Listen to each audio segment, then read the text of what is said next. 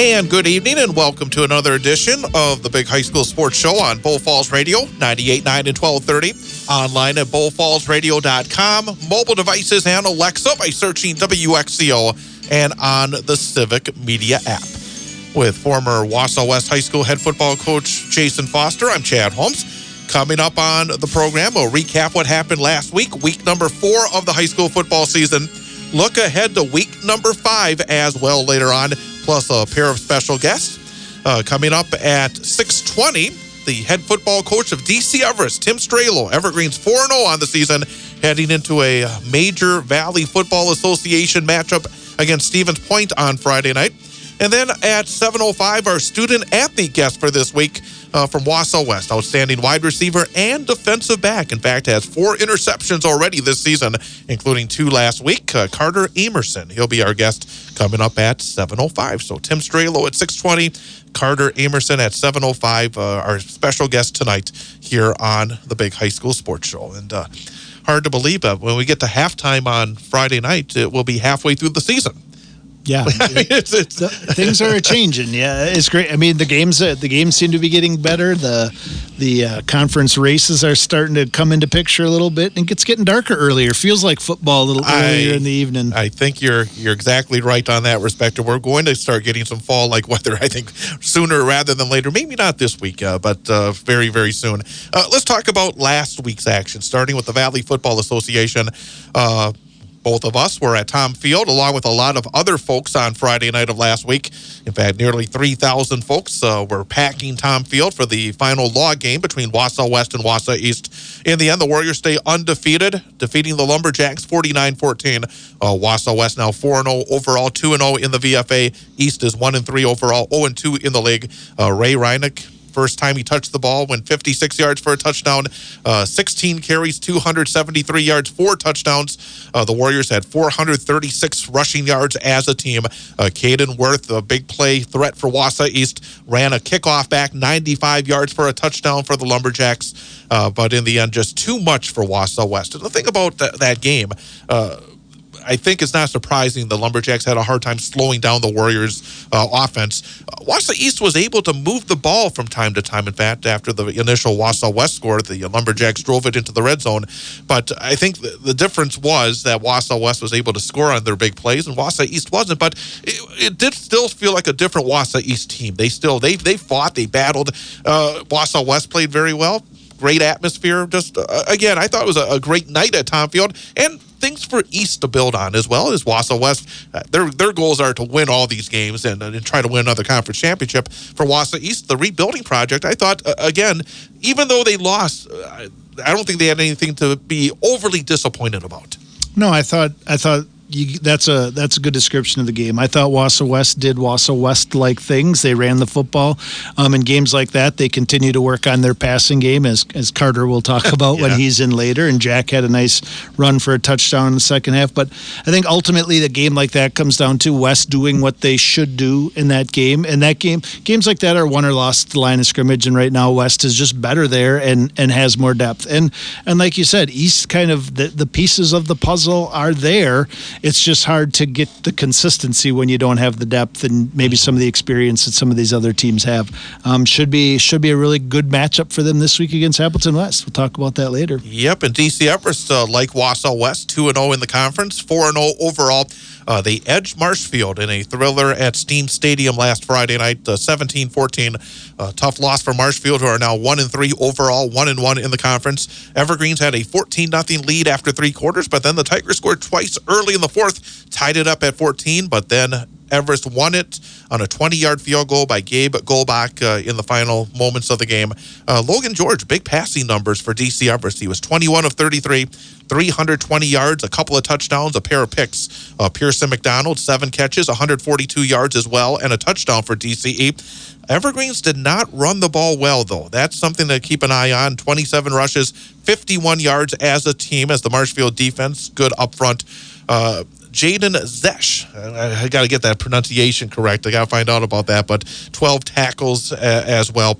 Adam Gilbertson, 7 of 15, 156 yards, couple of touchdowns for Marshfield. Brooks Hinson, great athlete. We see him on the basketball court during the winter. He had 5 receptions for 112 yards and a touchdown for Marshfield, but in the end, the Evergreens able to do the job, win for a 4th straight week, and a real critical game early on in the conference. Obviously, it's still very early, but 2-0 for Everest, 1-1 for Marshfield in the league. Yeah, this game definitely seemed to have that old Wisconsin Valley Conference rivalry feel to it between these two, and as a game we kind of had circled and talked about last week as a big one in determining what the VFA is going to look like moving forward, and it's a tight game. I think Everest, it's a great win for you when you are up and then they come back and tie it and you find a way to finish the game. That's a big win and one you can use and build on as you move forward. And I think Marshfield is definitely in that role of definitely a playoff hunt as well as spoiler in this conference. And there's most certainly nobody's going to take the Tigers for granted when they play them. And when you're fighting for that playoff spot, and I think everybody really is fighting for that playoff spot, you can't assume anything at this point. Those close games, boy, it is a big difference right now to have that second win for DC Everest and Marshfield still with one. in the conference. Yeah, winning high school football games, winning any football game is hard. There's a ton of things that go into it. Obviously, winning on a last-second field goal and the special team, the time you spend on special teams work during the week is huge. And Everest nudged them out and got a great win. And I think the other thing you take away from this with Marshfield is Marshfield plays really good defense. They are hard, historically, they are hard to game plan for. They move a lot of bodies around, a lot of stunts, a lot of blitzes. And I'm interested to hear from Coach Strehlow what that looked like last week. And also, I think DC Everest playing some really good defense. Did not give up much against Chippewa Falls at Steam a couple of weeks ago. The other two games I think were expected to win, but those two games I think in the first four that, hey, we're going to see a little bit what they are defensively, both against Chippewa Falls and Marshfield. DC Everest looking good. And, of course, I think many times over the years when Everest is really good, it does start with the defense and also just, playing fundamental football. And that's been an Everest trademark for many years. Yeah, and 4-0, this is, I would imagine, when you go through an off season and you look at your schedule and where you want to be halfway through, 4-0, sitting at the top of the conference, even though it's not alone. I think Coach Strehlow will say that's exactly where they want to be right now. They don't put words in his mouth. They can let him talk about it himself in a few minutes, coming up in about 10 minutes or so. Stevens Point, 3 wins in a row for Spash. They're now 3-1 overall, 2-0 in the conference. They won the Old River Jug over Wisconsin Rapids, 41-9. Rapids, it's been a rough go of it. You talk about being 4-0. Rapids, the other end of the scale right now. They are 0-4 overall, 0-2 in the conference. Rapids actually led late in the second quarter at Gerke. 2:16 left in the second quarter. It was 9-7 Rapids. But after that, all Stevens Point, 34-0 Spash the rest of the game. Grant Chardonnay was 13 of 15. Boy, the percentage completions has been outstanding for him and for Stevens Point so far this season. 13 of 15, 228 yards, a couple of touchdowns. Amon Konopaki had 6 receptions, 91 yards in a score. Braylon Smola, who had the huge game the week before over at Hortonville, not used it much, but still effective. 11 rushes, 53 yards and a touchdown. Nick Roska, 13 tackles for Stevens Point.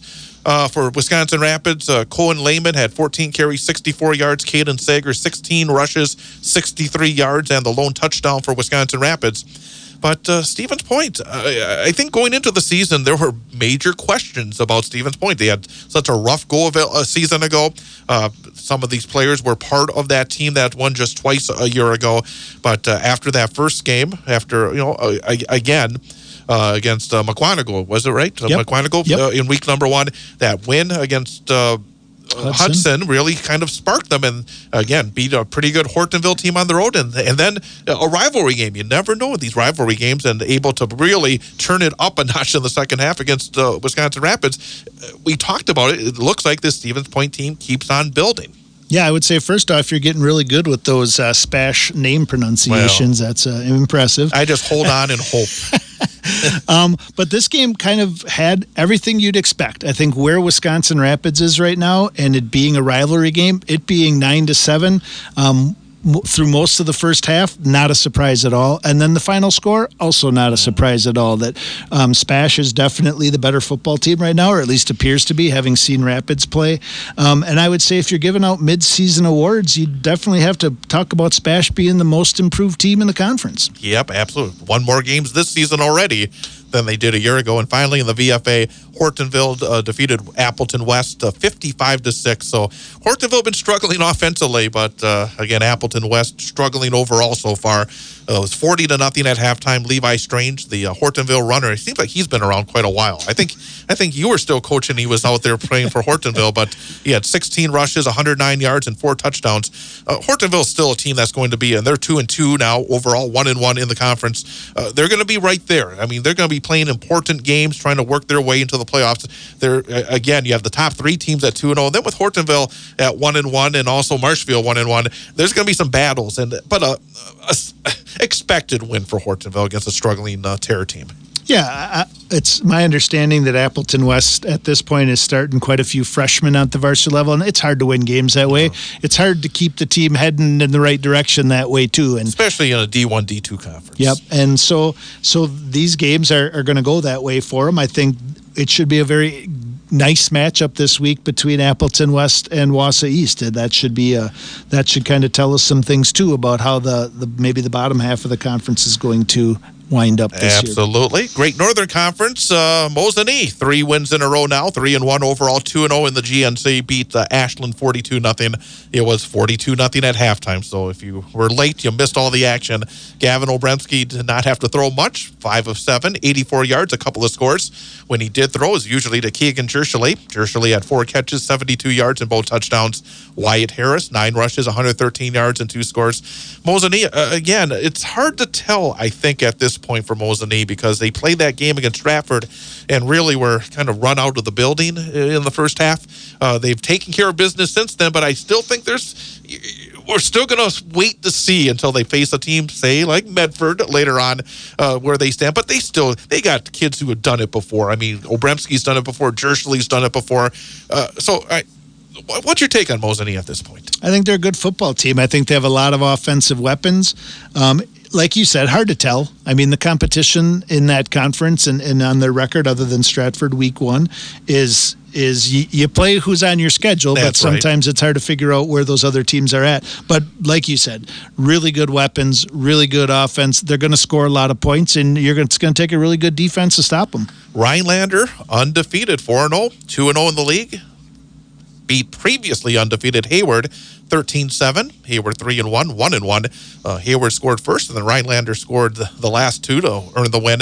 Landon Bates, 13 rushes, 48 yards. Owen Kurtz, 9 rushes, 23 yards, 2 touchdowns for Rhinelander. Neither team had, I think, 200 yards of total offense. It was defensive. And again, that's a pattern we've seen with a lot of these games, especially for the GNC teams. A lot of struggles offensively. You better have some defense, because you're going to have to lean on that D to win some football games if you're not Mosinee or Medford. Yeah, and I think the questions remain in these matchups that aren't the Mosinee-Medford matchup is, does this conference have really strong defense, or do they have offenses that maybe aren't quite as loaded as years past? I think the answer to that question might be one that people don't want to hear. But we're gonna hold off on that answer for at least a couple of more weeks. Antigo got their second win of the season. They're now 2-2 overall, 1-1 in the conference. The War on 64 went to the Red Robins in Merrill, 28-0. Blue Jays still looking for their first win of the season. Alec Napcavage, who has been a solid runner for a couple of years for Antigo, had 119 yards on 14 rushes and 2 TDs for Antigo. I mean, that was, in a sense, maybe an elimination game, because, you look at this league with Mosinee and Medford still on these teams' schedules. Antigo showing a little bit of life, and again, an offense that just right now is struggling for Merrill. Yeah, I mean, great win for Antigo. Like, from where they were at last year, where they're at now from a numbers standpoint, and they appear to having some success and building off their success from previous weeks. And Merrill, that's it. They're having a real hard time scoring points. And if you're not going to score points with some of those teams who might be considered middle of the pack or lower of the pack in the GNC, it could be a long one going forward. And the Medford Raiders are now 3-1 overall, 2-0 in the conference. They beat a struggling Lakeland team 50-14. Thunderbirds still looking for their first win of the campaign. 36-6 at halftime in favor of Medford. Paxton Rothmeyer, another one of those rushers for Medford. It seems like every year there's at least one Medford Raider runner that puts up huge numbers, and Paxton Rothmeyer doing it this season for the Raiders. 12 rushes, 252 yards, and 4 touchdowns, 340 yards rushing as a team. Medford, again, there were some, I think, question marks early after their first game against New Richmond, if I remember correctly, but then they went to Onalaska, and since then they look like Medford, like they do pretty much any year in the last half dozen years or so. Yeah, run the football, play good defense, play really good defense, and I think that's going to serve them well. And I'm sound a little broken record, but as we look forward to that matchup with Mosinee, I think at this point, I would say at this point of the season, Mosinee's probably the favorite to win this conference, and so Medford's taking advantage every week of figuring out what they need to work on to be ready for that game. Absolutely. We're going to take a break right now. We'll come back a little bit later on, talk about the Merriwood and the Central Wisconsin Conference, and then the 8-player as well, before looking ahead to next week's action. But again, we have a couple of guests coming up here tonight. Carter Amerson, the Wausau West senior, coming up as our student-athlete guest at 7:05. And coming up next, we'll talk to the head football coach of DC Everest, 4-0 Evergreens, going into a massive conference showdown on Friday at Stevens Point. Tim Strehlow, he'll be joining us coming up next. The Big High School Sports Show on Bull Falls Radio, 98.9 and 1230, bullfallsradio.com, mobile devices, and Alexa by searching WXCO, and on the Civic Media app.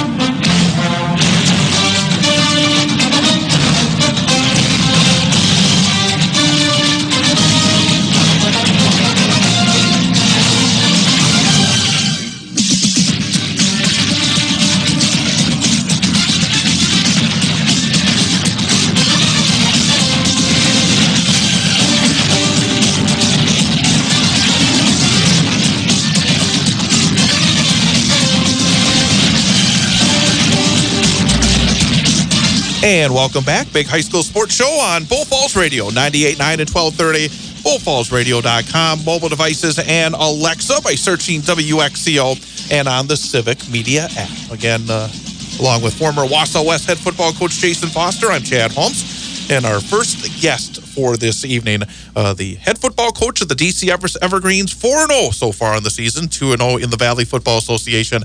Very happy to welcome in Coach Tim Strehlow. Coach, if you can get a little closer to the microphone, that'd be great. But first of all, I know we've had you in the past. I don't think you've ever come into the studio, if I'm not mistaken. No, this is the first time I've been in studio. That is great. Really appreciate it. It's much better when have a chance to actually see you when we're talking. But I guess to jump right in, 4 wins, no losses so far, 2-0 in the conference.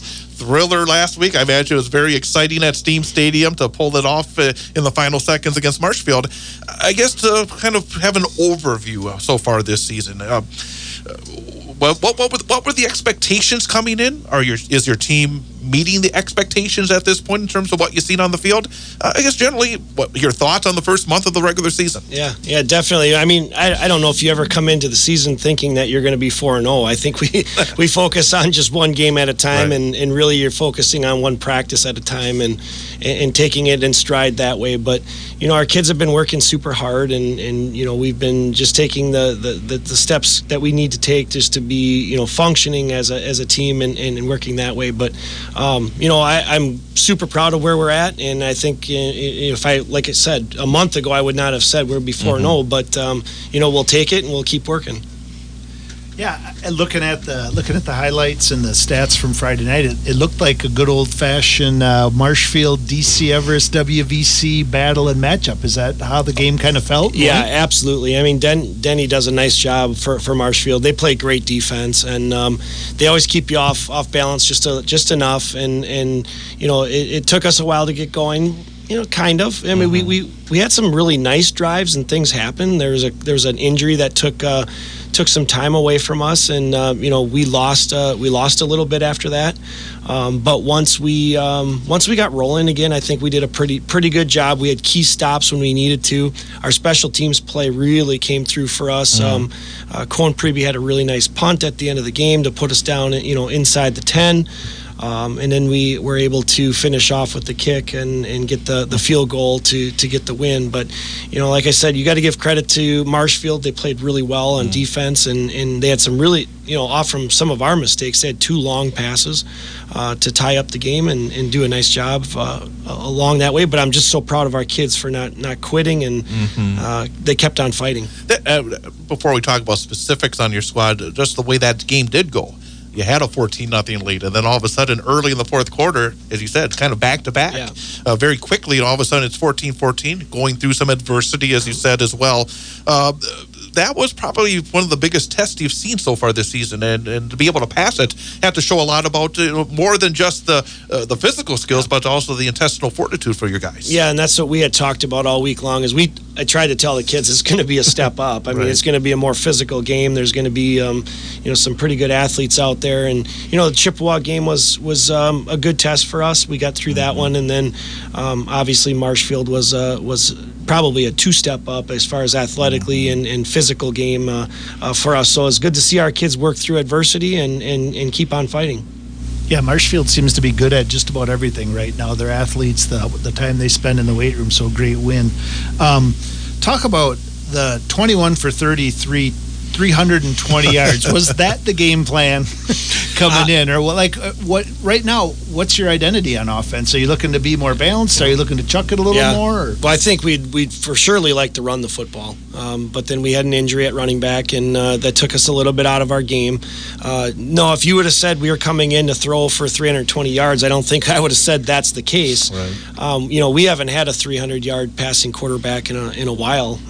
Maybe Luke Heller or somebody like that a while ago. But for Logan George to step up and throw the way that he did with the accuracy that he had, and I know some of the receivers that I work with, they'll tell you first off right away that we had some drops that we could have been a lot more efficient than what we were. Logan's doing a great job. I'm proud of him and where his leadership is at, and the kids are rallying behind him, and he's such a positive kid for us. I think we're still looking for that identity. We're still looking to see what this offense can do. And as long as we can keep playing good defense, it always keeps us in the game and lets us buy some time to figure out where we are offensively. Again, we're talking to Tim Strehlow, the head football coach of DC Everest High School, here on the Big High School Sports Show. A little more on your quarterback, Logan George, because when we had Caden Bankston on back earlier in the season, he sounded very confident about his quarterback, because it's always interesting when you do have a new quarterback. I think, you can't, underestimate experience. It's really a big advantage when you have an experienced quarterback back, but he has come in and really done a nice job.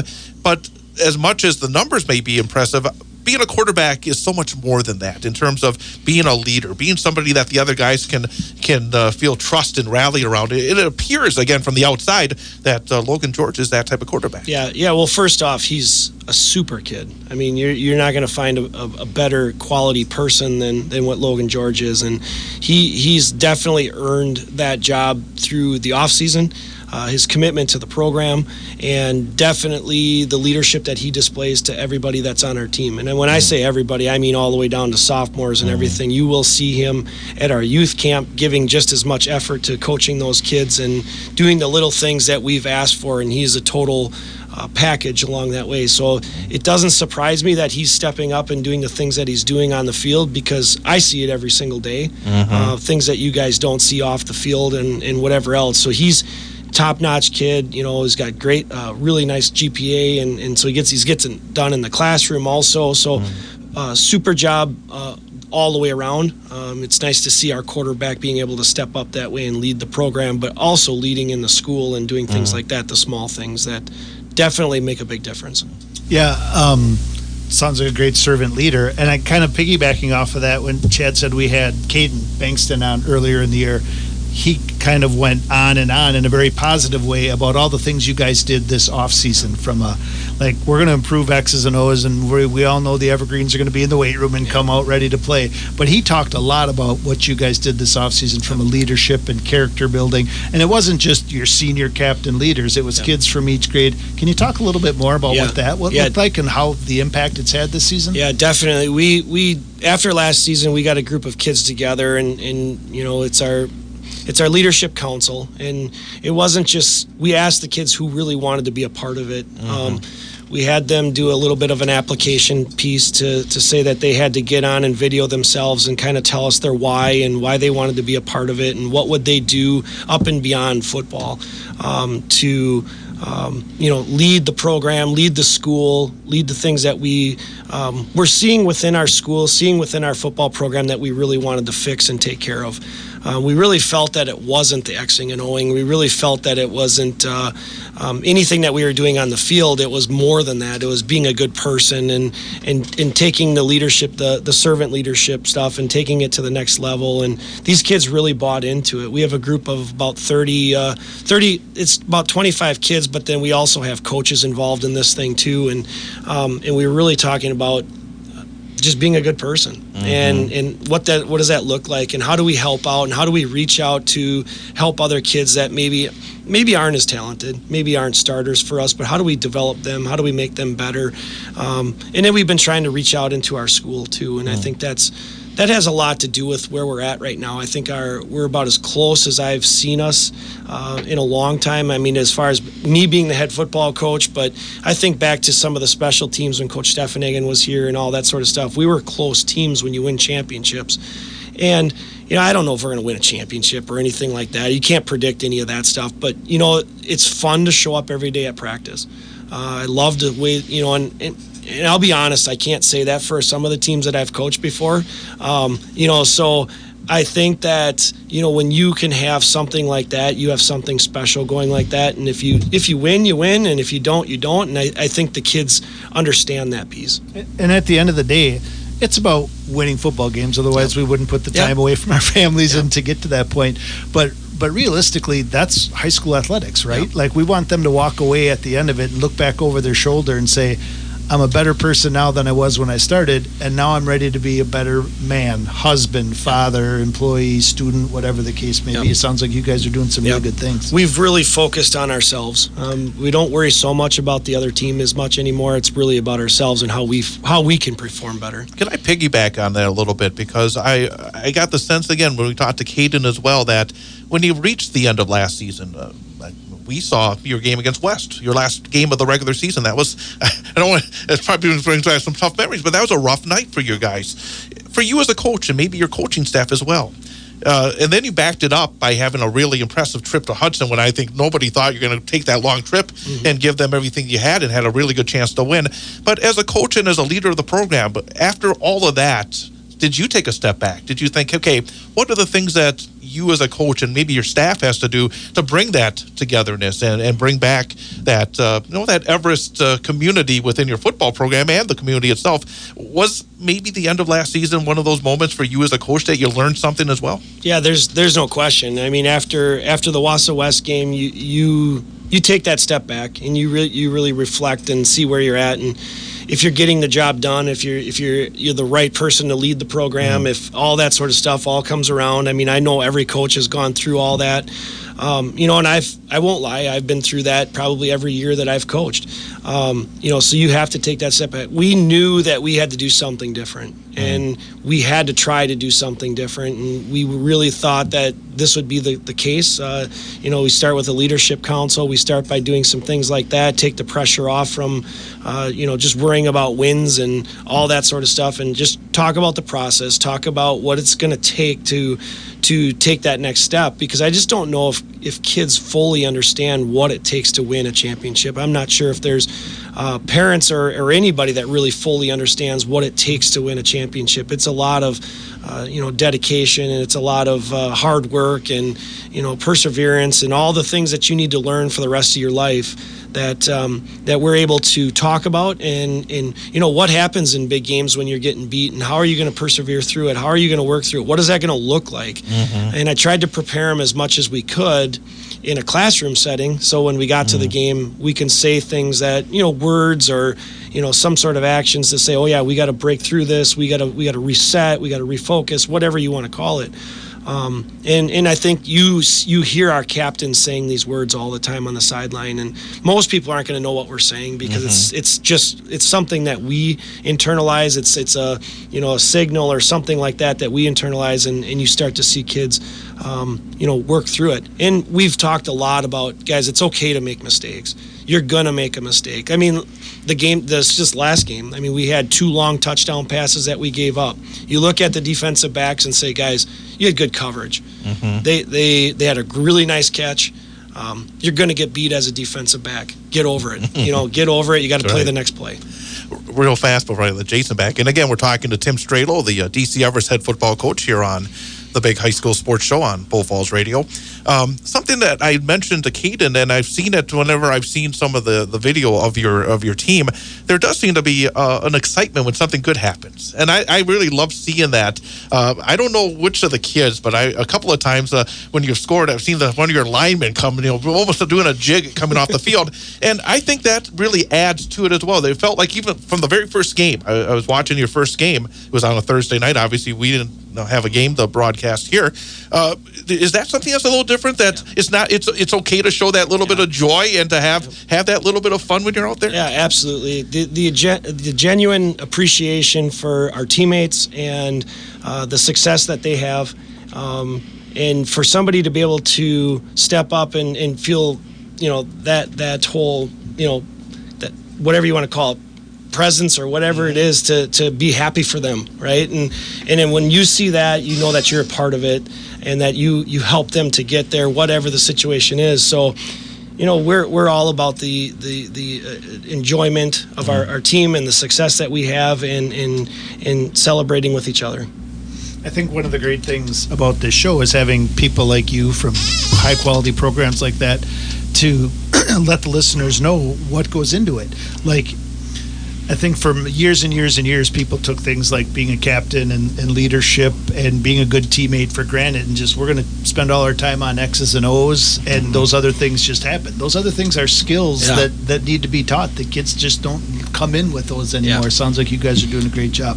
So my question, too, we talked about it before you got here when we talked about last week's game. Obviously, you got, in addition to chucking the ball around and having a great night that way, you had to play good defense because Coach Gadel's going to come into the game plan and do lots of different things on offense. So sounds like you played good defense. Talk a little bit about that. But also, can you talk a little bit about special teams? You kind of touched on, we don't talk about that a lot on here, and I don't think the average listener understands what a big part of high school football and how much time you have to spend on that over the course of a week. Yeah, definitely. So, our special teams play, that's 1/3 of our game, and we spend 1/3 of it every day in practice, practicing all those, situations and all that sort of stuff, and having the presence to make plays when we can make plays. And our punt team really stepped up big, and having Cohen Preby at our punter for the second year makes a big difference, and he's just a playmaker. We want the ball in his hands, making decisions with our punt team.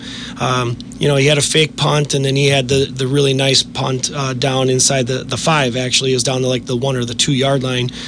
That's the kind of guy that we want. The ball in his hands, making decisions for us. Does a great job. Real quickly, who's your coach on special teams? Or do you do it yourself? All of our coaches have a special teams responsibility. Oh, okay. So it's not down to one coach. All of our coaches are hands-on on special teams because I don't want them standing around right. talking while special teams are going or whatever. So every single coach has a job for a special team. Within each special team, we all have a kid or two that we're coaching or a spot that we're coaching. So everybody is hands-on for special teams, and we want to make sure that we promote those teams and have appreciation for those guys, because sometimes it's easy for special teams people to kind of look down upon or forgotten about or whatever. So we want to put an emphasis on special teams. And defensively, real quickly, because as Jason said, you gave up 14 against Marshfield, gave up 7 for the high offense. And then, of course, I think some of the points given up in the other games were after you had it kind of in hand. So for 4 weeks in a row, your defense has been really good. What's been working well on the defensive side? Well, yeah, first of all, the kids, you got to give all the credit to the kids. They're out there playing every single down. But Matt Kleinschmidt does a great job, and Todd Bohm, and those guys all work together well, and looking at film and setting up game plans and doing a great job with that. And obviously on defense, I'm a little bit more hands-off. I'm more of an offensive guy. But like I said, they work really well together. Their game planning and the things that they do. And like I said, it all comes down to the kids. Well, I know sometimes coaches don't like using names a whole lot, but who's been stepping up on the defensive side? Because so often when I go through all these numbers, often it's a lot of offensive numbers, and sometimes you forget about the defensive guys. Who's been the big cogs on your defense? Yeah, well, Kyle Schmidt's up front on our D line. He does a nice job in there all the time. Brendan Peterson's a linebacker for us. Has a really good sense for the ball, nose for the ball, does a nice job. We have Blake Posler in our defensive backfield. He pretty much takes the top receivers all the time. He'll follow them around, and he's our cover guy as a corner. So he's doing a really good job. And like I said, I hate to use names because I know I'm going to forget somebody or whatever, and then somebody's going to get mad at me. I force it, so blame it on me. So these coaches never want to have the name, but I'm proud the way that they're working together as a unit, because really it's not about the one guy or anything like that. It's about them guys all playing together, coming together, and making plays and being consistent. And I think that's the huge thing that you've seen so far is the consistency. But this whole thing is, we're 4-0, but we need to keep going. We have a long season left, and we haven't done all that much yet. Yeah, so I'm going to channel my inner Coach Nowinski here for a second. I'd be remiss if I didn't ask you, you guys have played a really big role, as have other coaches in the area, with the Central Wisconsin camp, and it continues to grow, and it's such a great asset for football in our community. What is the state of football in our area compared to other areas, and what more do we have to do to kind of keep inching forward? I still think, and I don't want to speak for all the coaches, but I still think that the area football is behind. I think when you look at the Appleton side, they're further advanced than we are with camps. They're further advanced maybe with some specialized training with people that are happening, things that are happening over there.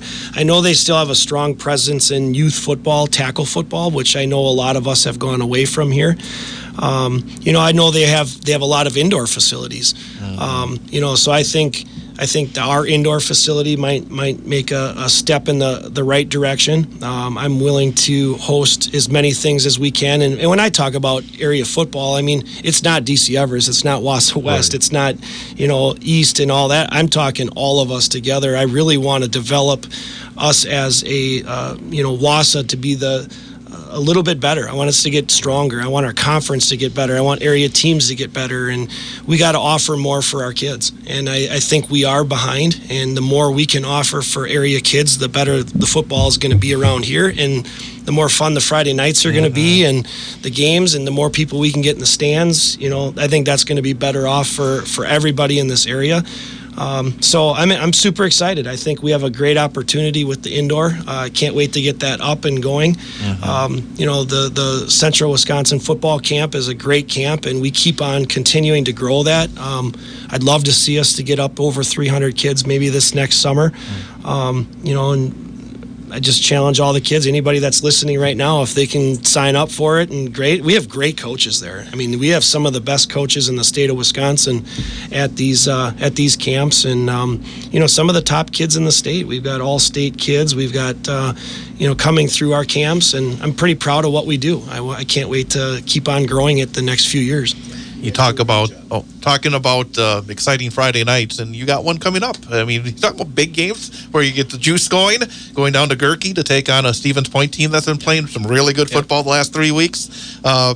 What are you looking forward to on Friday against Stevens Point? What has jumped out about Spash, and what are you going to have to do on Friday? Well, they're very athletic. I mean, you look at the athletes they have on their side. I mean, Marshfield might be a touch more physical, but I would probably say that Spash is going to be more athletic in almost every area. We got to be on top of our game, and that's what I keep telling our kids is we got to focus on us. We got to execute our game plan. We got to do the things that we want to do on defense, and we got to play solid special teams. And if we can just eliminate some of the mistakes, you're never going to get rid of all of them, but at least eliminate some of the mental mistakes and do the things that we can there and control that part of our game, we have a good chance. like to be able to run the football a little better, and if we can run the football a little bit better and be able to play solid defense with special teams, we got a good chance. If we have to throw it, we're going to throw it, but you guys know as well as I do, once we get late in the season and it starts to get a little bit colder and all that sort of stuff, that we can't rely as much on the pass game anymore. We got to be able to run the football and play solid defense. Yeah, talk a little bit more about the conference in general. I would say that at this point, we'd have to say that Spash is maybe a little bit of a surprise considering where they ended last year. A tough loss to Appleton West in the latter parts of the season. Maybe the most improved team through 4 weeks in the conference. But you guys 4-0, West is 4-0. Marshfield has proven to be a very tough opponent. Like, where do you guys feel, or what does it look Hortonville's like? out there as well. Hortonville plays great defense and is learning how to score some points. So there's really not a lot of gimmies. So. No, I think we're pretty actually even throughout the whole conference. It's you still can't count out Marshfield, because they're going to win football games. Yet there's no question about it, and it'll be interesting to see this week for us. And we know that the Wausau West game is always going to be a physical game for us. So we're going to have to keep playing, and we got to like you said, it's pretty even. You never know from week to week where you're at and what's going to happen. So. It'll be interesting the next few weeks. And I mean, even you look at a team like Rapids, they're going to bite somebody. I mean, Tony Bigliolo's been around too long, and the way they run that option, they'll bite somebody before it's all said and done. Jason, anything else for Coach? No, just congratulations on a great start, and I can't wait to see the Spash game on Friday night. Coach, again, really appreciate you coming by. My hope is, talk about great Friday nights. I hope that you run the table, and then Wes runs the table, and we'll have a nice big one in week 9. Yeah. Set a record at Steam like we did at Tom Field last week. That would be fun, right? Yes, that would be awesome. Awesome. I do have one final question. We had an AD's meeting today in Edgar, and Coach Matthews told me you guys have had some uniform issues. Are you still have your uniform issues, or did your starts come in? We still have uniform issues. We've had the white jerseys the whole season so far. Our green jerseys aren't even made, from what I understand. So at this point, 4-0, do you keep wearing the whites even if the greens come in? Yeah, we might have to. No. I'm gonna step out here. I actually went to Everest in the 80s. So Coach Stefanego was a teacher of mine back in the day. It can't be a choice to wear white at home. You got to wear the green, okay? That's just my point of view. The tradition there, I think that would be a good thing. But no, it's obviously working for you. And man, it's halfway through the season. Yeah. Absolutely. Yeah, it's not that we don't want to wear green. We don't have the greens. But it's halfway through the season. I mean, man, you'll get that box coming in sometime in early November, right? Yeah, absolutely. Hopefully not. Hopefully it'll be through. But again, Coach, thank you for coming by. Good luck against Stevens Point on Friday night, and again, just appreciate you making the trek over. Thank you very much. That is Tim Strehlow, the head football coach at DC Everest. We're going to take a timeout, come back with more here on the Big High School Sports Show on Bow Falls Radio 98.9 and 1230.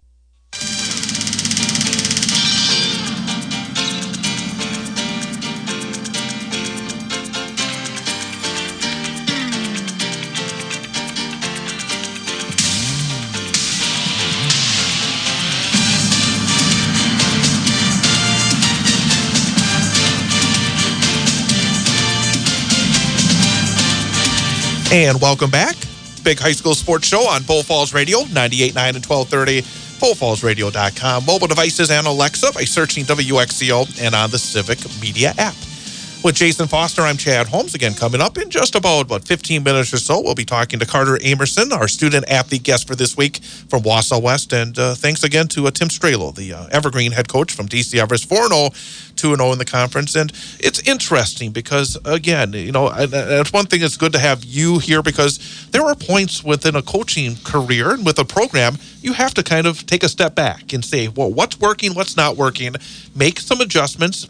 And I think it's similar to what I heard from you a number of years back, where you basically asked, I think, your guys to take more responsibility within the program. And it sounds like that's what's happening at DC Everest as well. Yeah, absolutely. And the old saying, you hear it all the time, that good teams are led by coaches, great teams are led by players. And I think we're seeing more and more of that. And I think that's a pretty big piece of the puzzle when we talk about maybe why things are better in the Fox Valley right now, ahead of us a little bit, than they are over here. Is I think that's one of the areas that we're catching up on, and it sounds like it's kind of spreading kind of around the conference. Everybody I talk to seems to have some version of that in place, and I think it's really good stuff for kids. We'll have more on the Everest game at Stevens Point and the other Week 5 games coming up later, but still have to go over some of the action from last week. The Merrittwood CWC small crossovers. I'm sure the CWC small is very happy these crossovers have come to an end. Again, Merrittwood wins all the crossovers, both last week and the previous week as well.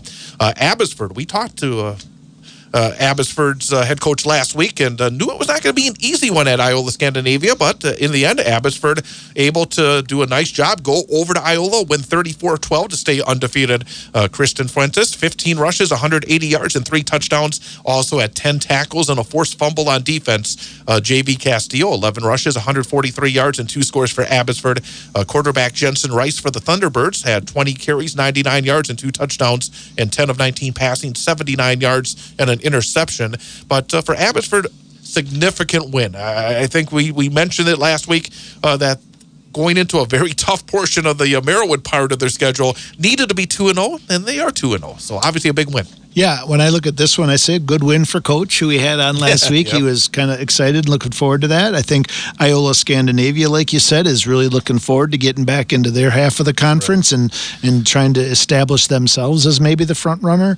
And then every time I look at that stat sheet, when I see Fuentes and Castillo both with like low teens rushing attempts and one mid-100 yards and touchdowns, how exciting that must be to game plan every week, knowing that you can hand the ball to 2 guys and get pretty much the exact same high-quality output from both of them. Absolutely. Auburndale undefeated as well. They faced Oconto Falls. That was they had a forfeit against Wild Rose, so they had a makeup with Oconto Falls, and Auburndale beat Oconto Falls 28-16. Caden Anderson, 11 of 18, 227 yards, 2 touchdowns, plus 33 yards rushing and 2 scores. Nathan Richardson, 3 catches, 157 yards, 2 touchdowns for Auburndale. Oconto Falls, they're 2-0 in their conference because they got they're in the Northwoods Conference, and they got back-to-back forfeits against Menominee Indian and Northern Pines. So they lost their 2 makeup games, but for all intents and purposes, that was almost a glorified scrimmage because they still got their winning conference. But for Auburndale, again, you always like to see where I like to see where these teams have the ability to throw the football. Sometimes in central Wisconsin, we don't see a lot of that, and Auburndale's got that big play potential both with the thrower Anderson and the catcher Richardson. Yeah, that's what I was going to point out, big plays. You look at the number of completions versus the yards, and there is a lot of big plays. A few weeks ago, when Coach was in talking about Auburndale and the challenges they bring in with their spread offense, like you said, you don't see a lot of it. And at the end of the day, Oconto Falls was probably a good matchup for Auburndale as opposed to playing Wild Rose last week. So maybe a good tune-up for them heading into the Merrittwood this week. Marathon 3-1 overall, 2-0 in the conference. Beat Assumption 48-7.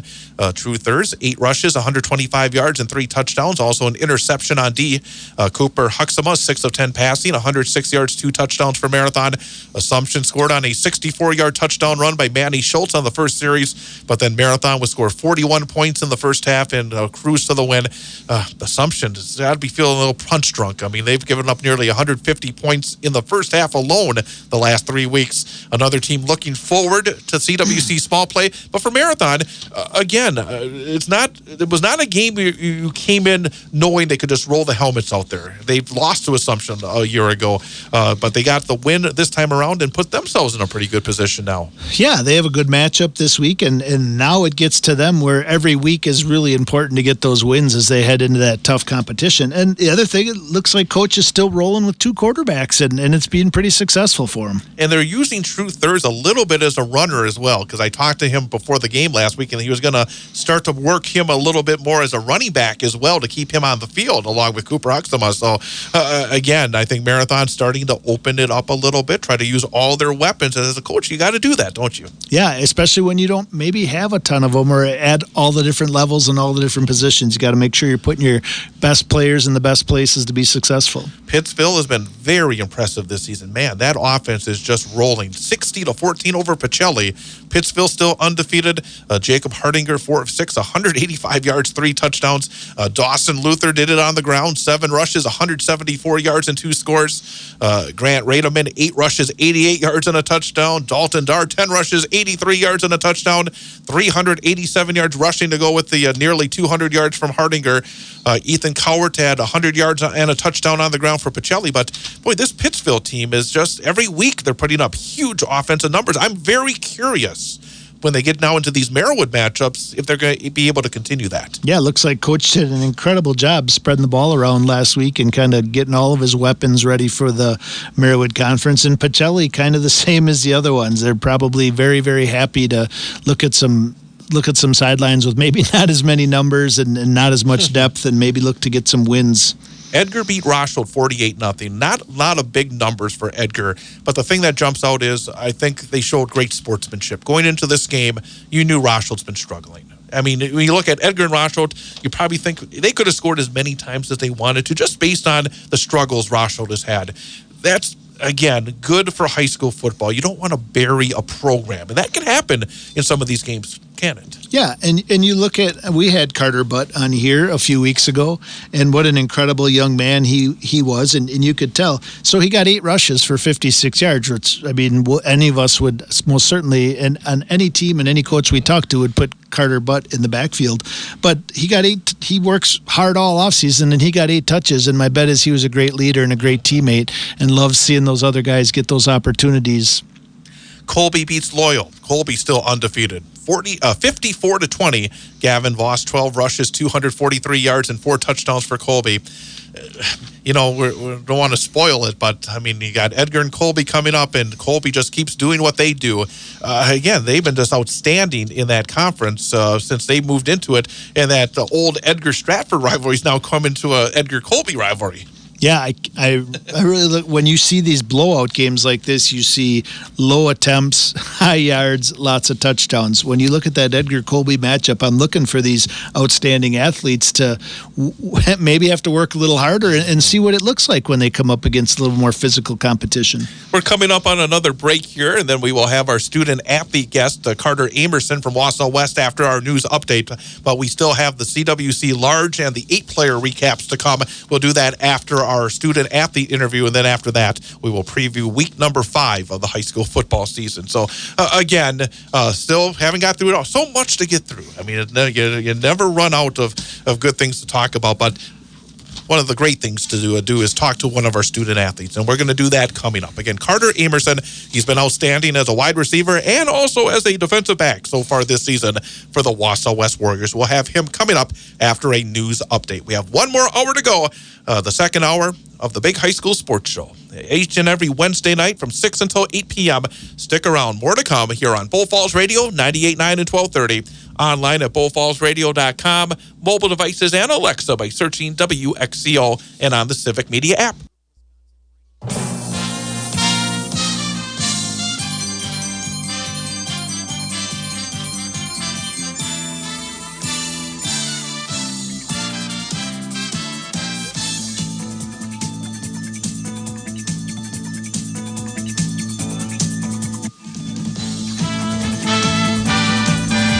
And welcome back. It's hour number 2 of the Big High School Sports Show on Bull Falls Radio, 98.9 and 1230. Online at bullfallsradio.com. Mobile devices and Alexa by searching WXCO and on the Civic Media app. And it's time for our weekly student-athlete guest. And this one will be easy for me and Jason Foster because we've seen this guy so often, and we're very happy to welcome into the studio Wausau West wide receiver, defensive back, senior Carter Amerson. Carter, first of all, thank you for coming on over tonight. No, you're welcome. Absolutely. Thanks for inviting. It's absolutely. I'm going to start off by talking about last Friday night because it was such a cool night. It really was. A packed house at Tom Field, the entire community on hand for the log game. What was the whole experience like? Because you all your teammates, all the Lumberjacks had not had the opportunity the last 2 years to be involved in a law game and to have the support come out like it did last Friday night. It must have been pretty special. Yeah, it was pretty special. For me personally, the last time like my classes played, like the East Side, was 8th grade, Horseman. So for that to be the last law game and my senior year, it was pretty special. It was like, it was a really special game, especially with the amount of people that was there, the energy in the crowd. What I've heard, and obviously I was fortunate enough to play in it when I was in high school and then coach it for many years. One of the things that I experienced and then have continued to observe and experience is crosstown rivalry, big game, lots of excitement. But at the same time, you have some friends over there. Like, I mean, you want to win and you're going to give it to them as much as you can. But at the end of the day, where there's some guys over there that you had some friendly conversations with leading up to it, maybe after the game? There wasn't really much leading up to it because, like, you want to be in that mindset that you're there to win for the team. But, yeah, definitely after the game, there was some chit-chat amongst friends after the game. 2 interceptions in the game, and we always talk about so much of the offensive numbers, and so far this season, 4 games played, 4 interceptions. We're going to talk about your receiving in a moment, but what's been the key defensively so far? Because you found your way to the football and been able to finish, and I think we talk a lot about, it's one thing to actually be there to make a play. You've been able to finish so many plays. What's been the key so far on the defensive side for you and maybe for your teammates as well? I mean, it all really starts with the first D-line, all of them getting to the quarterback easy, making them to force passes. And then the secondary we have with Brett there, Marcus, it really makes it easy. And then, I mean, the coaches we have, the trust they have in us to be players, and me playing both sides of the ball can kind of read like what the receiver is going to do and how to sit in the zone just right. Let me kind of jump on that because that's something I kind of see when I'm up in the booth and watching it, where you just look like you kind of have that wide receiver feel when you're playing a defensive back. And this is the way that you're able to pick up the football and to be able to almost see what the wide receiver is going to do as well. How much does your wide receiver play help you on the defensive side? I mean, it helps me a decent amount. I mean, there's always, like me, my style of receiver is not the same as everyone else's style of receiver. It also comes during practice when we practice like concepts and what we do. But yeah, I definitely think me playing receiver, like being able to read like when people drop their hips or like accelerate, decelerate, when to break on the ball, how to play the ball in the air. Yeah, I think that all like comes together as one. Yeah, and obviously you're an incredibly gifted athlete, which plays a huge role in it, and you should be proud of that. But also, like, tell me, like, what over the course of the week, as far as film watching and scout looks and different stuff like that, what role does that play in your ability to kind of maybe read some things pre-snap or by formation or down and distance? So those things play a factor as well? Yeah, they definitely do. Scout especially. Like, film is different because you can see it from like a bird's eye view, but when it's like scout, you really get to see it firsthand and what they're going to do at real speed, and it comes at you. Yeah, it really helps a lot. What about the offensive side? You've been off to another good start catching the football. Had some big plays. Had the big touchdown reception against East, but even before that, you've had some real big nights so far offensively. It's got to be a little frustrating because you're a run-first team. Is because Wausau West have been so effective running the football, not just this year, but a number of years back. But at the same time, it does feel like you're getting a few more opportunities so far this season. How do you feel about on the offensive side of the football? I mean, I still feel like we're really good effectively both ways. I mean, we have a really good running back, Ray Reinick, second year varsity. Pretty good. No, yeah, I mean, yeah, we're starting to throw the ball more, which, I appreciate, but, I mean, we don't really need to fix what's broke or what's not broken, which is Ray, so we can do both. That said, watching you early this season, it does feel like you do have a confidence with your routes, with your catching ability. I thought it was just a fantastic grab in week 1 over at Superior on the far sideline, where I was talking to you before we came on the air about how you were able to adjust the football. And I think it was against the Pier as well, where you had about 3 yards on your defensive back, and you were able to so subtly slow down, where you didn't stop, where sometimes I think that can throw a receiver off, but you subtly slowed down to grab the ball while still basically in stride and going for a touchdown. As a wide receiver, how do you feel you've developed maybe since last season to this season to maybe take your game up a notch? I think definitely stronger, being in the weight room all winter and in the summer definitely helped me. But pretty much like watching my film from last year, realizing what I can and can't do to get better. Yeah, I think I've really stepped up. I mean, I've gotten faster. I think my routes have gotten better and crisper, and just confidence in catching the ball. Again, we're talking to Carter Amerson of the Wausau West Warriors here on the Big High School Sports Show. And I'll let Jason, since I had 2 in a row there. So every time we have somebody on who has found as much success as you have on both the offense and defensive side of the ball, I'm going to ask the question, number one, which do you prefer and why? Yeah, so think about that for a second. And what's the difference in the two positions from week to week about how you prepare during the week and what you have to do mentally, knowing that you have a big play on offense or defense to turn it over or score a touchdown, and now you just shift gears and come right back out on the other side of the ball. How hard of a transition is that, or what goes into it? All right, I'll answer the second question first because, I mean, the transition to me, I kind of like just go into the zone because like big games or like it's any game, I'm not really like the nervous type. I kind of like use the nerves as like excitement because I get excited for games. Mm-hmm. But I kind of just have that confidence, like I'm not going to let anyone beat me this rep. It's going to be my best rep every rep. And what about playing two ways? Because we see a lot of that maybe at the smaller school levels, more than the big school levels, where we see a lot of schools basically say, well, you're going to play one way or the other. Wausau West this season has a number of players actually going both ways. But for yourself, is how big of a challenge is it? Is it something that is a challenge? Is it easy for you in terms of, you don't go off the field as often as a lot of other guys do. You have to, go from offense to defense. Is it something that's difficult, and what are the challenges of that? I mean, I definitely wouldn't say it's easy because I do need my breaks sometimes because I can only go so much. But wait, what was the full question? Sorry. I was babbling myself there, but just basically, the challenges of it. I mean, in terms of it could be whether preparing for it or within the game itself. Yeah, challenges. Being able to switch from that offensive mind to that defensive mind just right away, knowing like if a bad thing happened on offense, you got to wipe that really quick so you can be ready for defense, vice versa. So you don't want that just like sitting in your head and stuff. Yeah. Mm-hmm. And from a practice standpoint, does it even maybe at times does it benefit you? Because I know sometimes in high school, at school the size of West, everyone practices offense and defense, but not everybody plays offense and defense on Friday night. So when you're on your non-starting side of the ball, sometimes it's hard to keep your focus. But for you don't really have that option, right? You have to stay engaged from start to finish, and special teams in your return roles. Yeah, I like to get in any like starting rep or like rep at all just on defense and wide receiver just so I can get my reps in for the week so I'm ready for the game. We're going to get back to football in a moment, but number one, I know that football's not your only sport. What other sports are you involved in? I'm really involved in track. I have heard that you're very good at track as well. What are you involved in? What are your events in track and field? I like to say sprints and jumping, but last year they had me do the 400 meters and down, and then long and triple jump. How deep did you get last year in the postseason? For track? Yeah. Did you? We made it to state as a 4x1. Yeah. What is it? I've never been to the state track and field meet in La Crosse. I've heard it's just an incredible event. They pack Herring Stadium where they play football at UWL.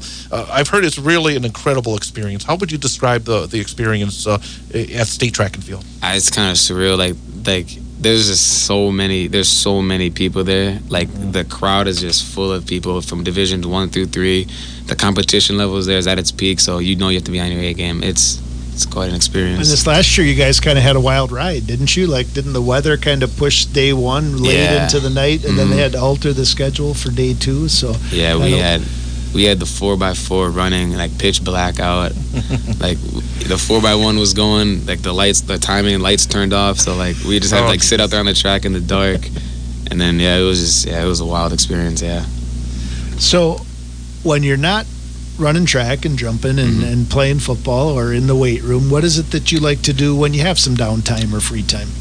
I like to chill with friends. I mean, honestly, staying social. Yeah. Do you have a favorite class? Yeah, I would say Fayed, but there's nothing wrong with saying Fayed. But out of all my actual classes, I'd probably pick like GraphCom. I do like to do like the technology stuff. I will not tell Coach Johnson, I'm sure he's not listening, that you said of my actual classes implying that Fayed was not an actual class. It's a class, but like it's not like a math or reading or science or like an English class. I get you. I just wanted to give Coach Johnson a hard time. So, football and track. Do you have hopes of either or both continuing at the next level? I mean, I've always wanted to do both, but I know that's an incredibly hard thing to do. But I think I have the capabilities of possibly doing it. Which are you better at? I think, personally, I'd say track, you have an easier shot because it's more like individual based. But football, I like more, I'd say. It kind of depends on which season I'm in. I'm kind of biased. That's one of the interesting things where you're involved in an individual sport, which is part of a team on the track and field side, and then you have when you say real class, true team sport on the football side, where you are out on the field with 10 of your teammates at any given time. How is that different? I mean, in terms of you have your skill set in both. As a member of the team, how is that different during the fall than when you get to the spring when you're participating in an individual event on the track field, on the track, as opposed to maybe a relay as well? I mean, I kind of view them as the same because even though I'm running to represent myself, I'm still representing West as a team because you still get points for winning events, and you want to get your team the victory of the meet. So and I try to do that every meet I can, just do what I can. Talking about athletics at the next level, what is it you are interested in going to school for? Like, what do you see further down the road as your career, profession? What's your interest in your choice of major in college? Choice of major, I kind of want to pursue exercise science, stuff like that. I've taken Health Ox 2, and stuff like that in class. So, do you have any schools in mind at this point? Not at the top of my head, no. Have people from colleges reached out to you?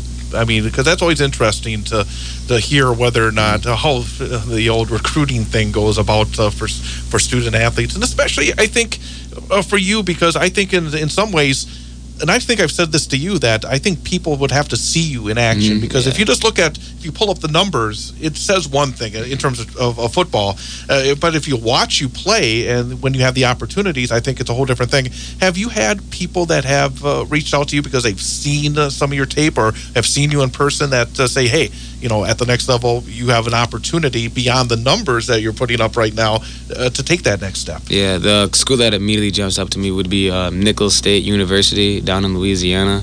For the past 2 years, I've gone to the Manning Passing Academy, and that's when I can actually show my skill set in front of college coaches, college players. And after this year, they showed interest in defensive back for me.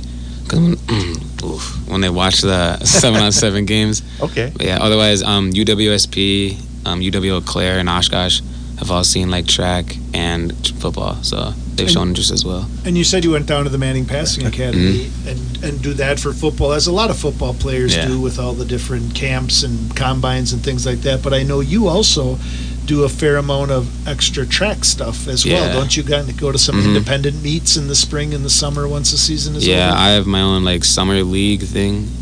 It's kind of like Badger State, but you can go all over the country for it. It's USATF. So I just have in my age group I go and compete. Well, whether going to say the Manning camp or those independent track meets as well, what have you found out about the level of competition? What kind of talent do you see when you go to the Manning camp? What kind of talent do you see at some of these track meets around the country as well? Is it a huge step up in terms of the type of athletes that you see? Yeah, there definitely is, because it's not just inside Wisconsin. There's people coming from all over.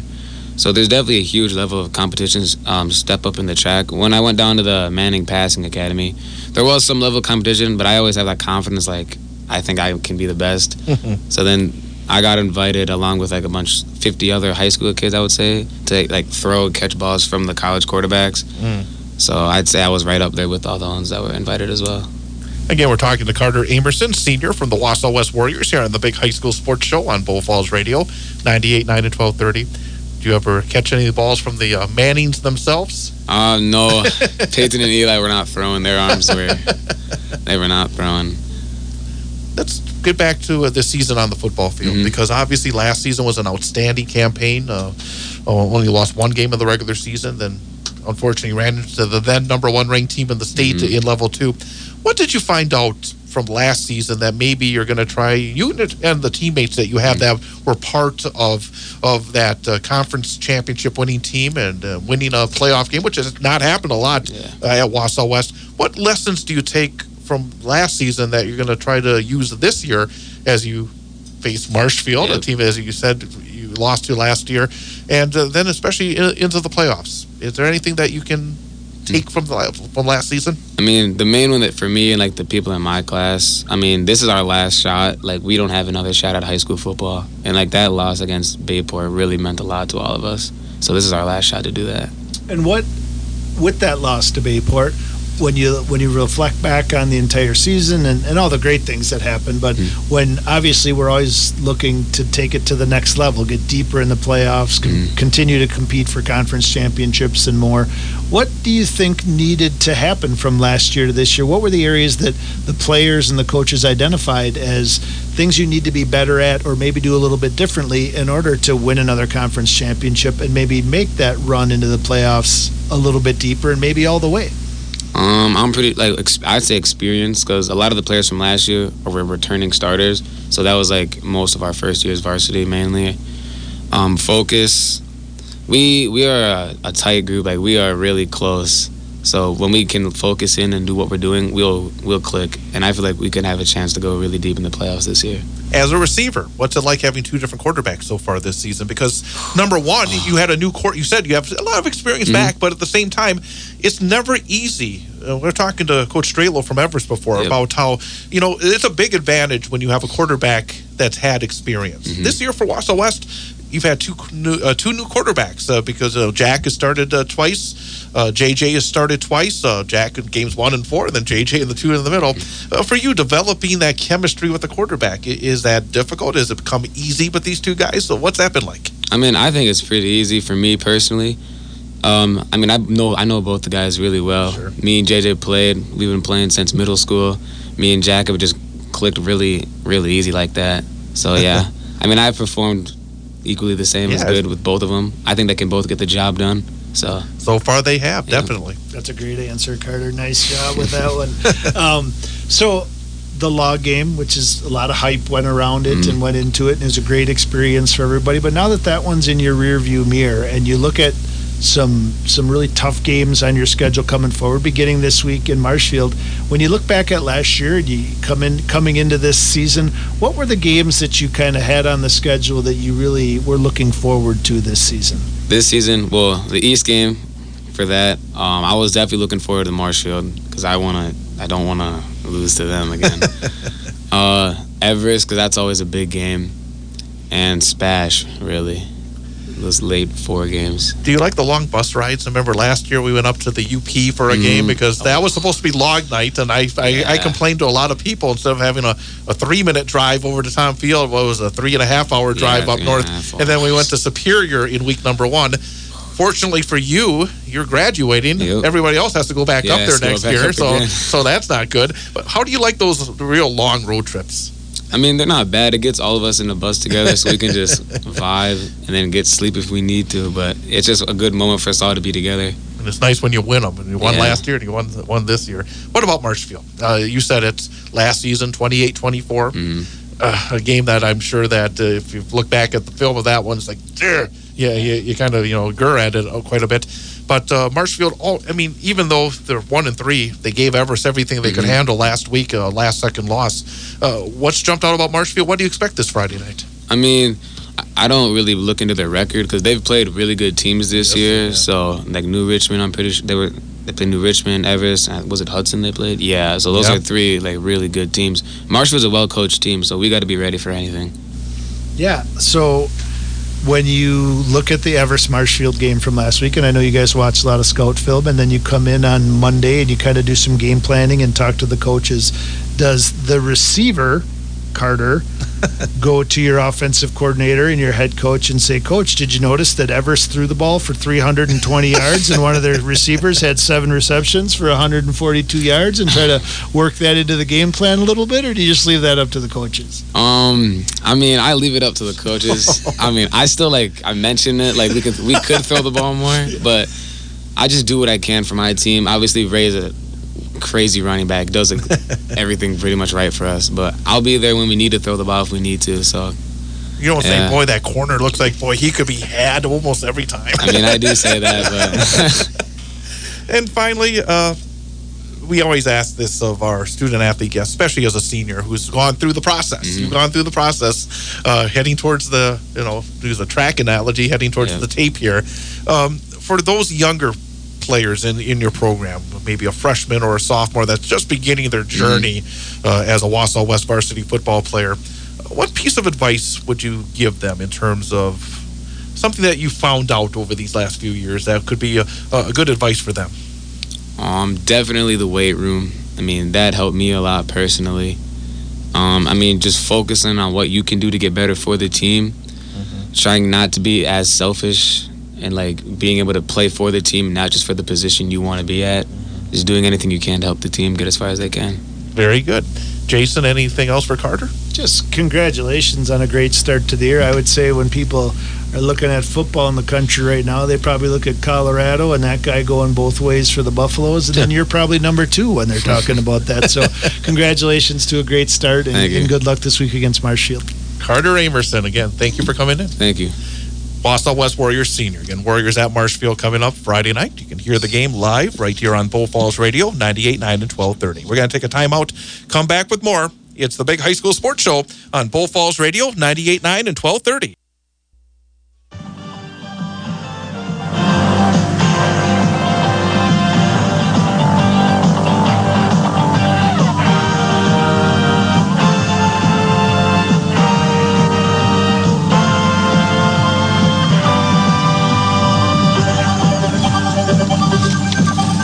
And welcome back. Big High School Sports Show on Bull Falls Radio, 98.9 and 1230. Online at bullfallsradio.com. Mobile devices and Alexa by searching WXCO and on the Civic Media app. With Jason Foster, I'm Chad Holmes. I know that you know Carter Amerson exceptionally well, but, again, he's been so impressive the last couple of years, both offensively and especially this year defensively. And it's really great to have him here to talk about it. And you see why, again, he's one of the top performers. I think one of the guys that really is a leader on that football team. Yeah, definitely. I think I liked what he said about what advice he would give to a younger player in the program. I think when we look at, we talked about it with Coach Strehlow a little bit about like what is it going to take to make football in our area better. And when we used to be in the VFA North and South over there with the Kimberleys, Appleton Norths, Fond du Lacs, and so on, my take on it always was, do they have more players? Probably. Do they have more Division I players? Yep, probably. And do they have more 300-pound linemen? Like, all those things are great, but what makes those teams over there really good is when you have a kid who would just be 155 pounds by not being in the weight room, but by being in the weight room, he now weighs 175, 180. That's who wins high school football games, are those sized kids. And they have more of them than we do. And I think Carter is a great example of a kid who, if he didn't spend the time in the weight room, would be a 155-pound kid. But as a result, I don't know how much Carter weighs. I'm going to assume it's in that upper 160s, low to mid 170s. And that's a huge difference on a high school football field. And the more of those types of athletes that you can have, the more success you're going to have as well. And one thing, watching him on a week-in, week-out basis that really, again, is very impressive is it's not just the numbers they'll put out, the combine numbers that you see.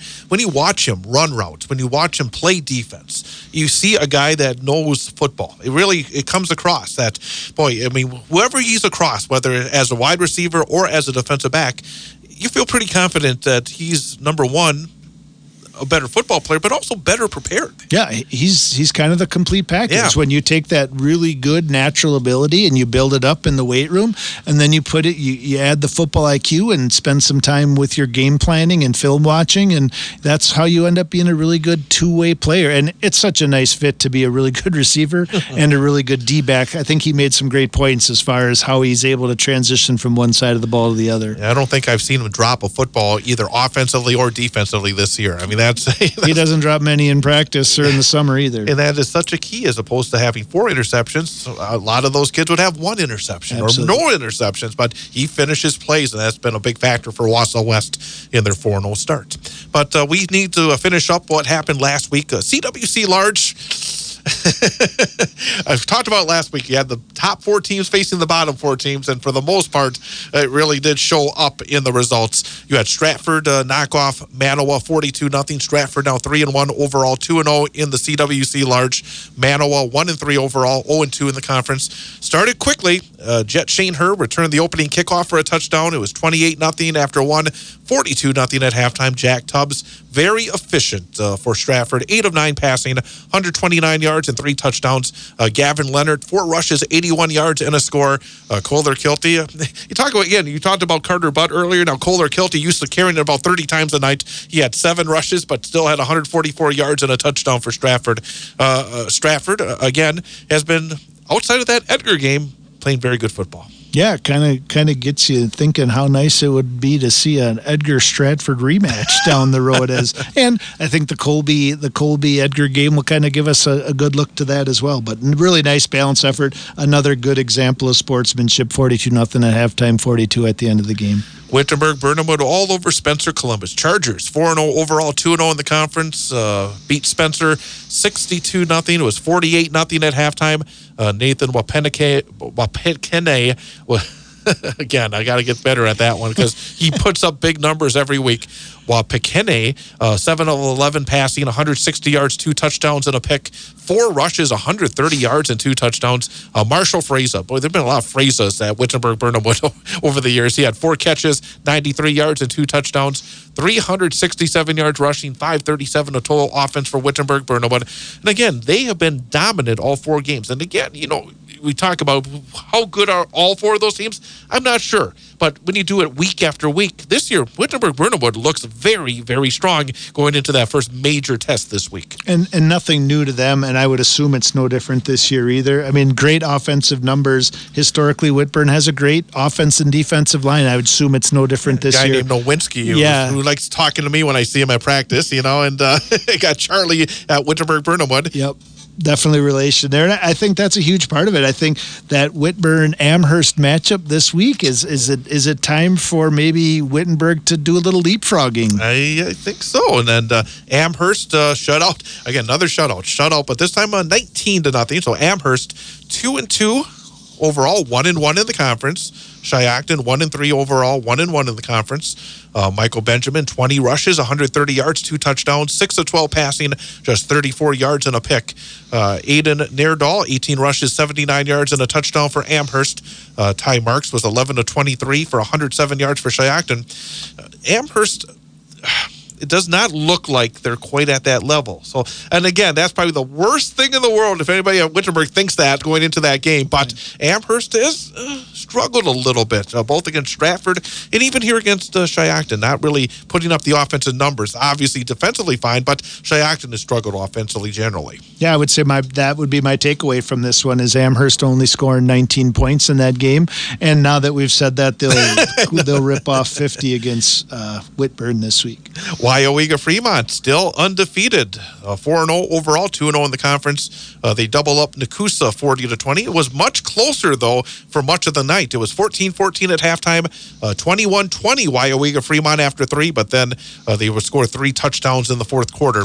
Cameron Zilke, again, he has been terrific at the quarterback position for Wyowega. 15 of 22 for 222 yards, added 11 rushes for 113 yards and 2 scores. Braden Arndt had 7 rushes, 97 yards and 2 scores for Wyowega. Nash Tromar had 14 rushes, 103 yards and a score for Nakusa. And Nakusa was able to run the ball well against Wyowega, 246 yards rushing as a team. But Wyowega Fremont is that team that's sort of hanging out there. We talk a lot about Stratford and Wittenberg-Burnhamwood and Amherst, but right now Wyowega Fremont's going to try to knock on that door. They were knocking last season, couldn't really break through into that top 3, but they're going to try again this year. Yeah, and I think games like this will help them down the road. Kind of a close battle, and you kind of scored 3 big ones late on that. But I think that they're a team that is kind of intriguing to see where in that top 4 where it shakes out at the end of the year. 8-player football last week, Friday night. Newman Catholic got their first win of the season. The Cards beat Wabeno Leona on the road 37-0. Tyler Ackerman, he's had a really good start for the Cardinals at quarterback. He was 12 of 18 for 181 yards and 2 touchdowns, added had 20 rushes for 184 yards and 2 touchdowns, 428 yards of total offense for Newman. They hold Wabeno Leona to 56 yards of total offense. And something I said to the coach when we were talking about those numbers, I was over at practice earlier in the week. And when you look at what Newman lost, again, they lost all their starters. They're a school that with 105, even for 8 players, they are not a big school. And for them to go on the road against a Wabeno team that was a playoff team a year ago and outgain them 428 to 56, I think very impressive. I think, again, people look at Newman, they say, well, they're the team that won the championship 2 years in a row. This is not those teams. I'm impressed with what they did on the road last week. Yeah, impressive, but at the same time, not surprising. No. Like, it was really only a matter of time before Coach righted the ship and got things going the right direction. Looks like Ackerman had a great game, both throwing and running the football, and defense is rolling. So I think they're probably ready to kind of have a nice stretch here and get those wins and then kind of build towards the playoffs. One team they will face in the conference this week, in fact, a team that's expected to be among the top teams in the conference, Port Edwards. They were 2-0, but they ran into a buzzsaw, 3 Lakes. Three Lakes beat Newman a couple of weeks back. 3 Lakes now 3-0. They rolled Port Edwards 58-7. Jared Kaufman, 8 of 11, 249 yards, 5 touchdowns, 71 rushing yards and 2 scores. Carter Flannery, 19 rushes, 129 yards. Tyler Janikowski, 4 receptions, 177 yards and 2 touchdowns. I'm starting to think 3 Lakes, and I know that from your neck of the woods up north, they look like a team to be reckoned with here in 8-player. Yeah, for sure. I think that in Port Edwards and Newman playing each other this week, whoever comes out of that one on top is heading in the right direction, and then they need to figure out what they're going to do the next time they play 3 Lakes. I think, especially for the Cards, I know they would love to have that problem. That means they'll be in the playoffs, and right now everything is pushing towards that direction. Other games in those central northern border crossovers, Almond Bancroft beat Niagara 50-12. Almond Bancroft is a team to keep an eye on. They took Florence to overtime, a highly regarded team, in their only loss. Newman will play Almond Bancroft on the road actually coming up next week, so that'll be one to keep an eye on. And Marion Tigerton shut out Menominee Indian 46-0. The CWC East-West crossovers, I want to mention this because McDonald, another really good win. They had beat Thorpe the week before, and McDonald edges Owen Withy, another highly regarded team, 27-25. And Dawson Moulton, 33 rushes, 303 yards, 3 touchdowns for McDonald. They're setting themselves up as a team that could run the table in the regular season. They got rolled by Newman in the first round of the playoffs last season, so obviously they do have a little bit of experience back, but really to beat Thorpe and then Owen Withy, 2 really good programs. Those were formerly Cloverwood teams, all of those teams, McDonald, Thorpe, and Owen Withy, but very impressive start for McDonald. Yeah, and 33 rushes, 303 yards, 3 touchdowns. That's a heck of a day, and that's a tough to game plan against. And it shows an 8-player that there's different ways to skin the cat. You often see with the Cardinals and Newman using the pass game very effectively. You can still run the football. You can still run a lot of power football in 8-player football. Thorpe got back on the winning track, beating New Auburn 54-0. Denzel Sutton, 7 of 11 passing, 248 yards, 2 touchdowns, added 5 rushes for 100 yards and 2 scores. Logan Hansen, 14 rushes, 229 yards and 4 touchdowns. Braden Schultze, 5 catches, 155 yards and a touchdown as well for Thorpe. Put big numbers all around for the Thorpe Cardinals. Athens lost for the first time. They were 2-0, but they fell to Bruce by a score of 48-6. Also, Gilman's put up some massive numbers this season.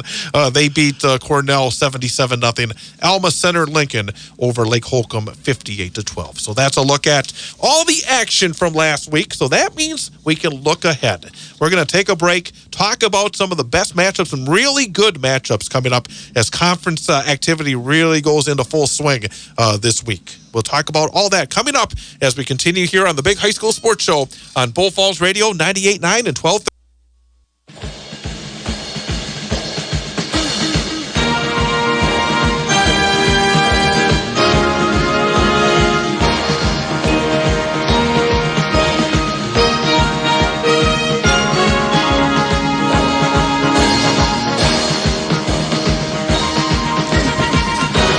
It's the Big High School Sports Show on Bull Falls Radio, 98.9 and 1230, bullfallsradio.com, mobile devices, and Alexa by searching WXCO, and on the Civic Media app. With Jason Foster, I'm Chad Holmes. Time to look ahead. Big week. We're hitting the midway point of the high school football season, and a couple of really good matchups in the VFA this week. Perhaps one of the candidates for the game of the week this week will be at Gerke Field in Stevens Point. The DC Everest Evergreens at the Stevens Point Panthers. And again, boy, the winner of this one takes a huge step. Basically, they put themselves in the playoffs. And then you start looking at conference championships, potential home games if you're able to continue. Again, the winner of this one is set up exceptionally well. And then the loser gets put back into the mix where all of a sudden, you start looking a little bit behind you as opposed to looking ahead of you. But for DC Everest, again, the defense has been really good.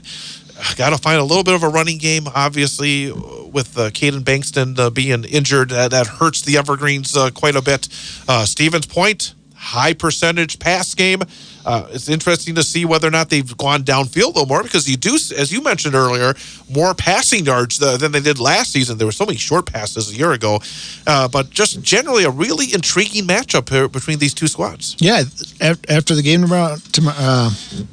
Friday night, someone's going to come out still being on top and probably one of maybe two clear-cut favorites to win a conference championship, and then the other one's going to be looking to play spoiler and beat one of those other undefeated teams and hope that somebody gets bashed and looking at that or try champion like we've had the last couple of years. And you want to get enough W's to get into the playoffs as early as possible, don't you? I mean, you think, it's not going to be much of a problem when you start 2-0 in the conference, but at the same time, it's so much better when you get past that and then start looking at different things, right? Yeah, you can't take anything for granted. Every win is important, whether you're getting close to sealing a playoff berth or just clawing your way into making it there. Every game matters.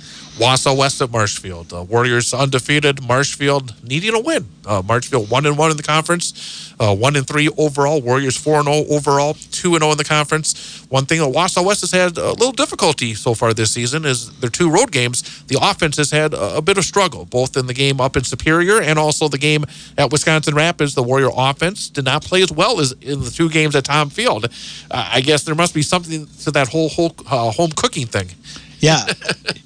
And Marshfield's going to throw a lot of things at him early defensively, making that even a greater challenge. I think the best looking game on paper is the Everest Spash, and will tell us a lot more about the conference. I think West comes out of here with a win, and they look to be sitting on top as well as a clear-cut favorite. And then if Marshfield is able to pull one out, I think all bets are off, and we're back into looking at what this looks like down the road. Yeah, if that happens, then all of a sudden there's only one undefeated left, and there's still plenty of weeks left in the season.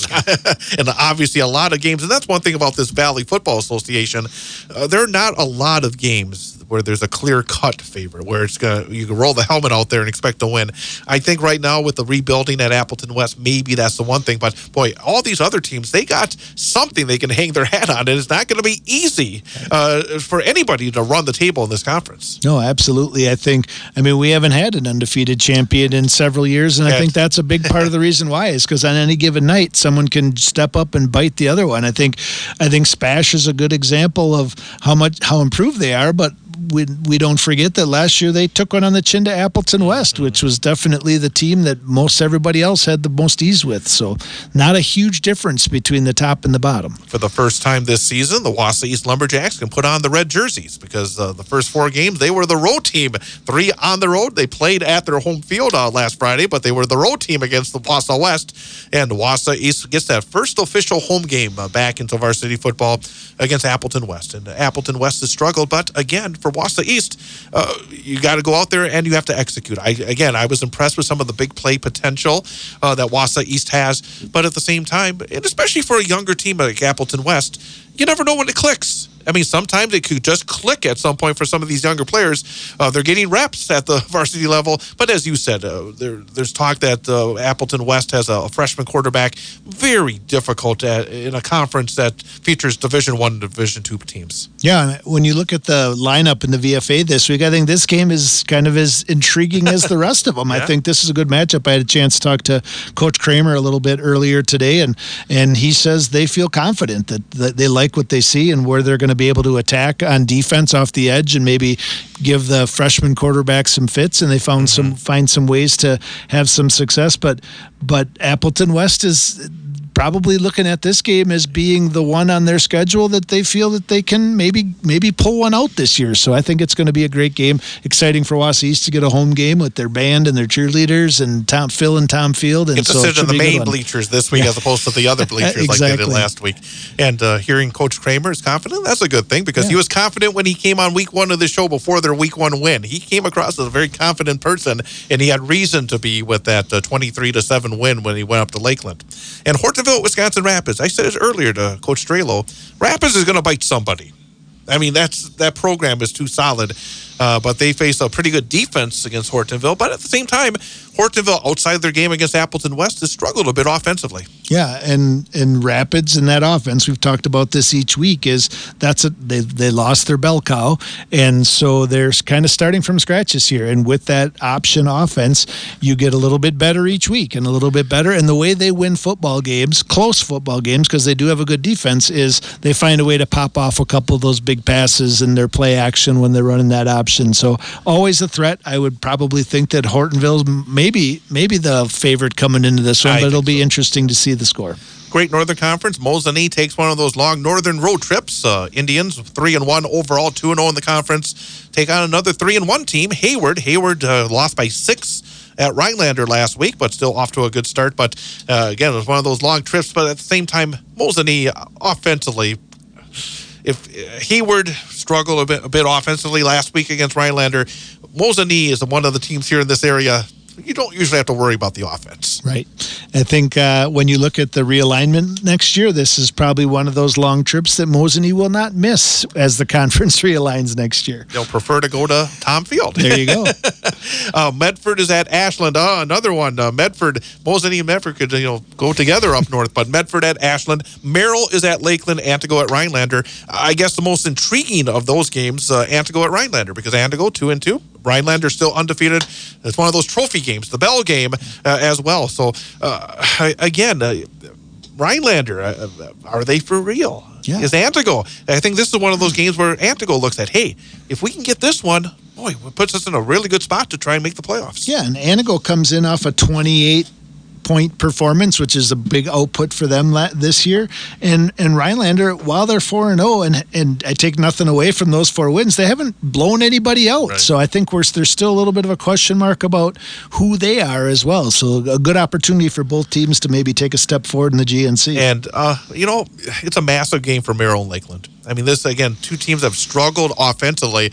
I was talking to somebody involved in the Merrill broadcast. I said maybe the first team that scores wins because it's been that difficult for both these squads. Neither of these teams have scored double-figure points this season. Actually, Lakeland did after they scored 14 last week, but Merrill's only scored 1 touchdown all year long. Big game for both these teams and an opportunity for both these teams. Yeah, and maybe teams that thought they'd be in a little better place at this point of the season based on how they finished last year. Yeah, so both playoff teams a year ago. So good opportunity for one of them to get a win and maybe turn their season around a little bit. I'm going to have to pick it up here. We're running out of time here. There's so much to talk about. I'm going to give you the 3 Merriwood games because they're all great games and can kind of jump on it. Number 1, Edgar at Colby. Massive game.